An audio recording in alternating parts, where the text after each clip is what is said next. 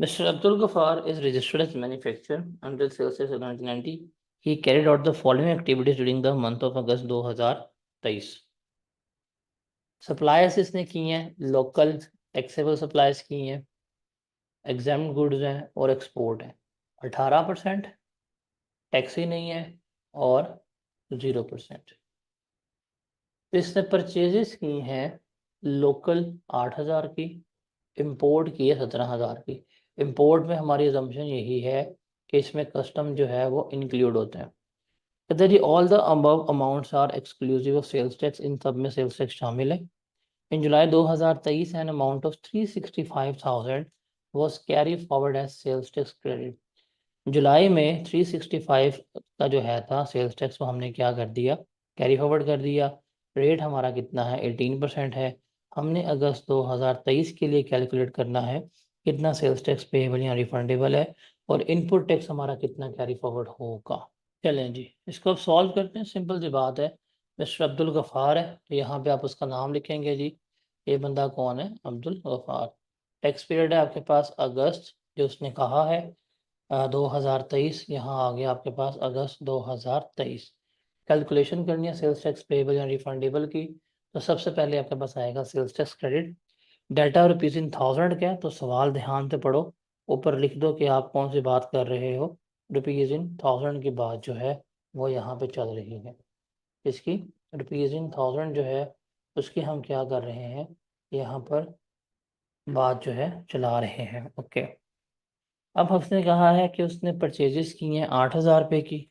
तो जो उसने 8,000 की परचेज की है वो आ जाएगी, 18% टैक्स लगा लेंगे। फिर उसने परचेज इंपोर्ट की है, बेसिकली इंपोर्ट की है 17,000 की। तो हम यहाँ पे लिख लेंगे कि जो इसकी इंपोर्ट है वो कितने की है, 17,000 की। तो यहाँ पे हमारे पास इंपोर्ट की अमाउंट भी आ जाएगी। इसके ऊपर भी 18% के हिसाब से टैक्स आ जाएगा। तो 8,000 मल्टीप्लाई बाय 18% ये कितना बनेगा मेरे पास, 1440 आ जाएगा।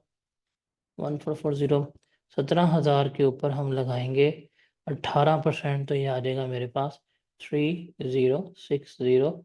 टोटल कर लें 1440 प्लस 3060, तो कॉमन इनपुट टैक्स कितना बनेगा इसका, 4500 बन रहा होगा।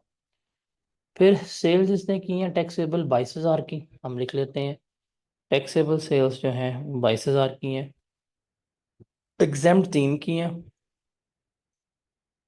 और जो ज़ीरो रेटेड हैं वो हमारे पास 5,000 की है। अब 22,000 के ऊपर हम लगाएंगे 18% के हिसाब से, तो ये आ जाएगा 3960। क्या आ जाएगा, 3960। ये आ गया आपके पास आउटपुट टैक्स। आगे जी आपके पास आउटपुट टैक्स 3960 लिख लिया। सेल्स रिटर्न कोई भी नहीं है तो यही आपका बनेगा नेट आउटपुट टैक्स 3960। ये लिखते साथ ही इनपुट टैक्स लेस करवाना है तो आप इसका 90% ले लें। 90% ऑफ 3960 कैलकुलेट कर लें। 3960 का आप लेंगे 90%, तो ये आपके पास आ जाएगा 3564। फिर आपको चाहिए actual input tax for the period, वो हम कैलकुलेट कर लेते हैं। वैल्यू है 22,3,5, हम लिख लेते हैं हमारे पास वैल्यू है 22,000।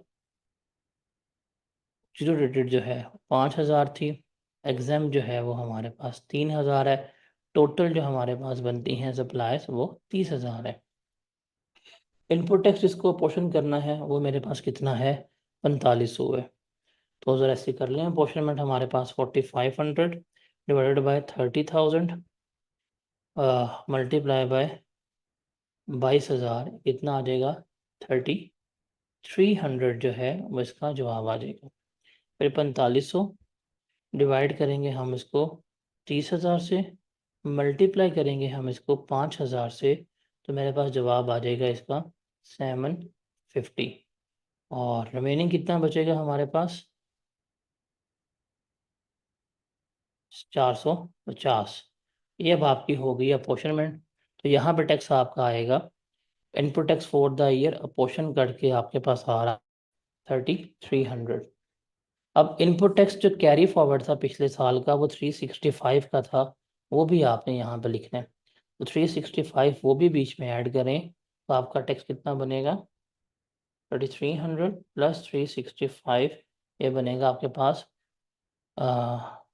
3665। ये है आपका actual input tax. Actual input tax है 3665, 90% ऑफ आउटपुट टैक्स है 3564। हम लोअर लेंगे, लोअर आ जाएगा जी 3564। हम इसमें से लेस करवाएंगे, फिक्स एसेट्स नहीं है, फुल टैक्स नहीं है, हमारे पास टैक्स पेबल आ जाएगा 3960 माइनस 3564, ये हो जाएगा 396। 396 जो है वो मैंने क्या करना है, गवर्नमेंट को पे करना ही करना है। फिर बात करें कैरी फॉरवर्ड की, तो मेरा टैक्स बनता था इस महीने का 3665। मैंने कितना क्लेम किया 3564 क्लेम किया। तो 3665 माइनस 3564, 101 का जो है मेरा टैक्स जो है कैरी फॉरवर्ड हो जाएगा। और रिफंड हमने निकाला था यहाँ पे 750 का, 750 की अमाउंट जो है वो मेरी रिफंडेबल आ रही होगी। जी जनाब, ये सवाल क्लियर है।